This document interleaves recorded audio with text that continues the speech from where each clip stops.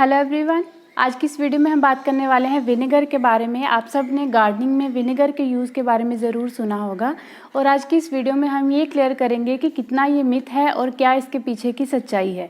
क्या वाकई हम सेफली विनेगर को गार्डनिंग में यूज़ कर सकते हैं? क्या कोई इसके बेनिफिट हैं यूज़ करने के, या फिर ये सिर्फ एक मिथ है? और अगर यूज़ कर सकते हैं तो कैसे करेंगे, और अगर नहीं कर सकते तो क्यों नहीं कर सकते? इन सारी चीज़ों के जवाब आपको आज की इस वीडियो में मिल जाएंगे। तो चलिए शुरू करते हैं विनेगर के बारे में जानना। नमस्कार, मैं Puja Sharma and welcome to my channel एक नई सुबह।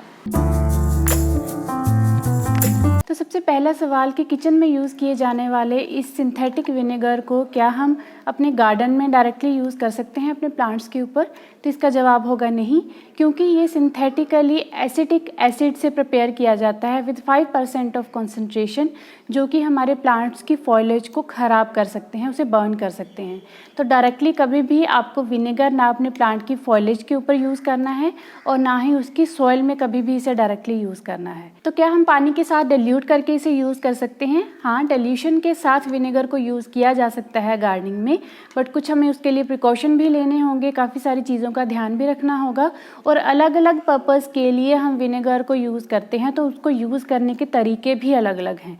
जिस पर्पज़ के लिए आपको उसे यूज़ करना है, उसके लिए जो रेमेडी है वो भी अलग तरीके से बनाई जाती है, जो कि आज की इस वीडियो में हम डिस्कस करने वाले हैं। और सबसे पहली कन्फ्यूजन जो विनेगर को यूज़ करने के बारे में होती है कि क्या हम इसे फर्टिलाइज़र के तौर पे यूज़ कर सकते हैं?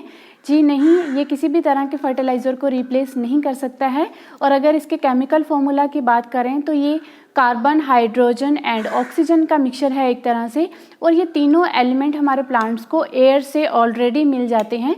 तो विनेगर का यूज़ करने से उनको इस तरीके से इसका कोई बेनिफिट नहीं होने वाला है, ना ही इसमें ऐसे कोई न्यूट्रिएंट्स पाए जाते हैं जो हमारे प्लांट्स की किसी ज़रूरत को पूरा करते हों। तो एज ए फर्टिलाइज़र आप इसे यूज़ नहीं कर सकते हैं। फर्टिलाइज़र के तौर पे अगर आप इसे डालेंगे तो ऐसा कोई बेनिफिट आपके प्लांट को नहीं मिलने वाला है। तो फिर क्या वजह है कि डिल्यूट करके हम इसे अपने प्लांट्स में डालते हैं या फॉइलर स्प्रे करते हैं? तो वो सारी चीज़ें आज हम डिस्कस करेंगे एक एक करके कि कैसे ये आपकी गार्डनिंग में हेल्पफुल हो सकता है instead of using as a fertilizer. तो सबसे पहला यूज़ है विनेगर का in the soil pH amendment.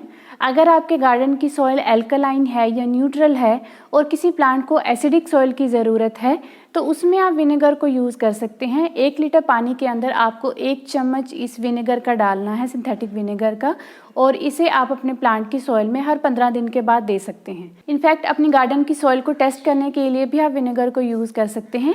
इसके लिए ऑलरेडी मेरा एक वीडियो है चैनल पे, उसे आप देख सकते हैं। उससे आप ये फाइंड आउट कर सकेंगे कि आपके गार्डन की सॉइल जो है वह एल्कलाइन है, एसिडिक है या फिर न्यूट्रल है। ये टेस्ट करने के बाद ही आप अपने प्लांट्स में विनेगर को यूज़ करें, क्योंकि अगर आपकी सॉइल ऑलरेडी एसिडिक है तो विनेगर यूज़ करने की ज़रूरत नहीं है आपको। Second benefit is the treatment of powdery mildew fungus. अक्सर आपने बहुत सारे प्लांट्स के ऊपर, स्पेशली वेजिटेबल प्लांट्स के ऊपर ये देखा होगा, पंपकिन वगैरह के प्लांट्स के ऊपर ये प्रॉब्लम अक्सर हो जाती है, या रोजेज़ के ऊपर हो जाती है कि वाइट सा टेक्सचर जो है वो आपको उस लीव्स के ऊपर दिखता है। वो एक्चुअली में पाउडरी मिल्ड्यू की फंगस है, जो कि आपके प्लांट्स को इन्फेक्ट कर रही है, ख़राब कर रही है। तो उसे ट्रीट करने के लिए भी आप इस विनेगर को यूज़ कर सकते हैं। और उसे ट्रीट करने के लिए आपको 1 लीटर पानी के अंदर 1 कप विनेगर का यूज़ करना है, और उसे अपनी सॉइल में नहीं डालना है, सिर्फ प्लांट की फॉइलेज के ऊपर उसकी स्प्रे करनी है। इसे अगर आप हर 4-5 दिन के बाद अपने प्लांट की फॉइलेज के ऊपर स्प्रे करेंगे, तो अगर पाउडरी मिल्ड्यू की प्रॉब्लम है उसमें, तो वो धीरे धीरे रिकवर होनी शुरू हो जाएगी। और विनेगर का थर्ड यूज़ है एज ए पेस्टिसाइड। अगर आपके प्लांट्स में मिलीबग्स की या वाइट फ्लाइज की प्रॉब्लम हो गई है, उस केस में भी आप विनेगर को यूज़ कर सकते हैं। और एज ए पेस्टिसाइड इसे यूज़ करने के लिए आपको 1 लीटर पानी के अंदर 1 कप विनेगर का डालना है, और उसमें साथ में डालनी है 10 ड्रॉप्स ऑफ लिक्विड सोप या फिर हैंड वॉश, कुछ भी आप इसमें डाल सकते हैं। इन तीनों चीज़ों को अच्छे से मिक्स करके आपको अपने प्लांट के अफेक्टेड एरिया पे स्प्रे करना है। थोड़ा प्रेशर के साथ अगर स्प्रे करेंगे तो ये जल्दी अपना असर दिखाएगा। हर 3-4 दिन के बाद आप इसे रेगुलर स्प्रे करते रहें, जब तक कि उनके एग्स जो हैं वो वहाँ से ख़त्म ना हो जाएं। क्योंकि 1-2 बार यूज़ करने के बाद मुझे ये कमेंट्स आते हैं कि ये असर नहीं कर रहा है, पेस्ट वापस आ जाते हैं। तो कोई भी पेस्टिसाइड जो है वो एक बार में आपके पेस्ट को ख़त्म नहीं कर सकता है। वो डिपेंड करता है कि आपका प्लांट उससे कितना ज़्यादा इन्फेक्टेड है। पूरी तरह से इस प्रॉब्लम को ख़त्म करने के लिए आपको इसे रेगुलर यूज़ करना पड़ता है, ताकि उसके एग्स जो हैं वो भी वहाँ से डिज़ोल्व हो जाएं, ख़त्म हो जाएं, ताकि बार बार ये प्रॉब्लम आपके प्लांट में ना हो। और इसका फोर्थ यूज़ है एज ए वीड किलर। अगर आप किसी एरिया से वीड्स को परमानेंटली ख़त्म करना चाहते हैं तो उसके ऊपर आप डायरेक्टली विनेगर को यूज़ कर सकते हैं बिना डिल्यूट किए।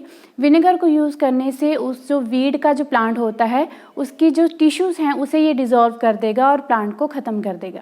बट एक चीज़ का आपको ध्यान रखना है कि जहाँ पे आपने अपनी गार्डनिंग की है, जो आपका गार्डनिंग एरिया है या फिर पोट है, उसके अंदर आपको इसे डायरेक्टली यूज़ नहीं करना है। ये ट्रिक जो है वो क्रैक्स एंड क्रिविसेस के केस में, जहाँ पे घरों की दीवारों में से वीड्स निकल आती हैं, वहाँ पे आप इसे बिना डाइल्यूट किए डायरेक्टली उस वीड के ऊपर स्प्रे कर देंगे तो वीड्स के जो टिश्यूज़ हैं उनके डैमेज होने की वजह से वो वहीं पे ख़त्म हो जाती हैं। और विनेगर का फिफ्थ यूज़ है एज एनिमल रिपेलर। अगर आपके गार्डन में बहुत ज़्यादा स्क्वेल्स या फिर रैट्स वगैरह की प्रॉब्लम हो जाती है या फिर आपके पेट्स जो हैं वो ज़्यादा पास आ जाते हैं या डैमेज कर देते हैं आपके प्लांट्स को, तो उस केस में भी आप विनेगर को यूज़ कर सकते हैं। विनेगर की पंजेंट स्मेल की वजह से एनिमल्स इसके पास नहीं आते हैं और इन केस अगर क्यूरियसली आपका कोई पेट इसे टेस्ट करने का भी अगर ट्राई करता है तो उसका कोई भी हार्म जो है वो विनेगर की वजह से उसे नहीं होगा। ये बिल्कुल सेफ़ है एनिमल्स को रिपेल करने के लिए। और इस टेक्निक को यूज़ करने के लिए आपको एक क्लॉथ लेना है और उसे सोक कर लेना है विनेगर में। विनेगर में सोक करने के बाद आपको उन क्लोथ्स को जगह जगह उन एरियाज में रखना है जहाँ पे सबसे ज़्यादा आपको एनिमल्स की प्रॉब्लम रहती है। बट इन क्लोथ्स में विनेगर की स्मेल जो है वो कुछ ही घंटों के लिए रहती है, तो रेगुलरली आपको इसे बार बार सोक करना पड़ेगा ताकि वो स्मेल जो है वो कुछ दिनों के लिए आपके गार्डन में बनी रहे। एक बार अगर वो आपके गार्डन से चले जाएंगे तो वो वापस उनकी जो वहाँ आने की हैबिट है वो ख़त्म हो जाएगी। And six use of vinegar is to drive away fruit flies. अगर आपके गार्डन में आपने कुछ फ्रूट ट्रीज लगाए हुए हैं जिसके आसपास बहुत सारी फ्रूट फ्लाइज जो बड़ी बड़ी होती हैं वो आती रहती हैं, तो उनके लिए एक हम ट्रैप प्रिपेयर कर सकते हैं विनेगर को यूज़ करके। और उसे प्रिपेयर करने के लिए आपको लेना है 1 कप पानी और उसमें आधा कप आपको डालना है विनेगर का एंड 1/4 कप आपको डालना है शुगर का एंड 1 टेबलस्पून ऑफ हनी। इन चारों चीज़ों को अच्छे से मिक्स करके आपको एक खाली कंटेनर लेना है। उस कंटेनर में इस मिक्सचर को डाल के आप उन फ्रूट ट्रीज़ के पास उसे हैंग कर दीजिए। ये एक ट्रैप की तरह काम करेगा और जो फ्रूट फ्लाइज हैं जब उसके अंदर आएंगे उस कंटेनर के अंदर तो वो वहीं पे चिपक जाएंगी और वो वापस बाहर नहीं निकल पाएंगी। ये सेम ट्रैप आप अपनी होम फ्लाइज के लिए भी यूज़ कर सकते हैं, बहुत अच्छे से ये वर्क करता है। And 7th use of vinegar is to clean your gardening stuff. अगर आपको अपने गार्डनिंग के टूल्स या फिर पोट्स जो हैं वो क्लीन करने हैं तो उसके लिए विनेगर बेस्ट सोल्यूशन है। स्पेशली जो आपके रस्टी टूल्स होते हैं जिनके ऊपर जंग लग जाता है, उन्हें अगर आप डिप करके रखेंगे विनेगर के अंदर फॉर 20 मिनट्स तो उससे आपका जो रस्ट है वो सारा निकल जाएगा और आपके गार्डन टूल्स बिल्कुल क्लीन हो जाएंगे। और ऐसे ही आपने टेराकोटा पॉट्स के ऊपर देखा होगा कुछ टाइम के बाद उनके ऊपर जो वाइट सा कुछ मटेरियल है वो निकल के आना शुरू हो जाता है और अगर आप उसे सिंपली स्क्रब करते हैं तो वो नहीं जाता है। बट अगर आप इसे विनेगर से क्लीन करेंगे, जितना आपने पानी लिया है उसका 1/4 आप उसमें विनेगर डाल दीजिए और उस पानी के अंदर ओवरनाइट के लिए उन टेराकोटा पॉट्स को सोक करके रख दीजिए। नेक्स्ट डे जब आप मॉर्निंग में उन्हें क्लीन करेंगे तो वो इजीली क्लीन हो जाएंगे और बिल्कुल न्यू हो जाएंगे आपके terracotta pots. 8th use is to use as a ant repellent. अगर आपके घर के किसी एरिया में एंट्स की बहुत ज़्यादा प्रॉब्लम है तो वहाँ पे आप विनेगर को बिना डिल्यूशन के डायरेक्टली विनेगर को उस एंट हिल के ऊपर डाल सकते हैं। उससे एंट्स की प्रॉब्लम आपकी रिजॉल्व हो जाएगी। और अगर आपके गार्डन में या किसी पर्टिकुलर पॉट के अंदर बहुत ज़्यादा एंट्स आ रही हैं तो उन्हें रिपेल करने के लिए आप अनडाइल्यूटेड विनेगर को स्प्रे कर दीजिए पॉट की आउटर साइड्स पे। ध्यान रहे कि ये पॉट के बाहर की साइड पे ही आपको करना है, प्लांट के ऊपर या प्लांट की सॉइल में आपको कभी भी विनेगर को बिना डिल्यूशन के यूज़ नहीं करना है, ये उसके लिए हार्मफुल हो सकता है। और पॉट के बाहर अगर आप विनेगर को स्प्रे करेंगे तो बाहर से जो एंट्स पॉट के अंदर और ज़्यादा आ रही हैं वो नहीं आ पाएंगी और ज़्यादा। 9th use of vinegar is it helps in germination of tough seeds. अगर कुछ ऐसे सीड्स हैं जिनका आउटर शेल बहुत ज़्यादा हार्ड है, जिन्हें टाइम लगता है जर्मिनेट होने में, तो विनेगर उनके लिए काफ़ी हेल्पफुल हो सकता है जर्मिनेशन में। उसके लिए आपको पानी के अंदर कुछ ड्रॉप्स डालनी है विनेगर की और उसमें उन सीड्स को 24 आवर्स के लिए सोक करके रख देना है। विनेगर के साथ सोक करने से उनका जो आउटर शेल है वो काफ़ी सॉफ्ट हो जाता है और स्प्राउट को निकलने में आसानी होती है।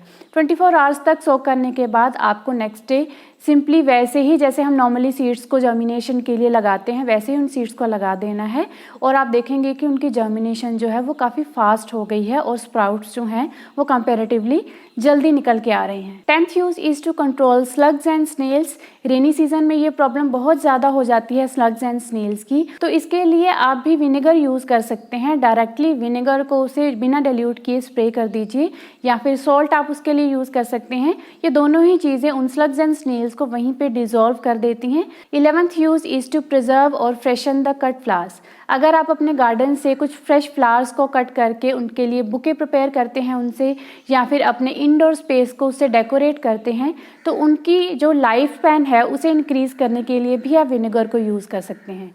उसके लिए आपको 1 लीटर पानी के अंदर 2 चम्मच डालने हैं विनेगर के और 1 चम्मच डालना है शुगर का।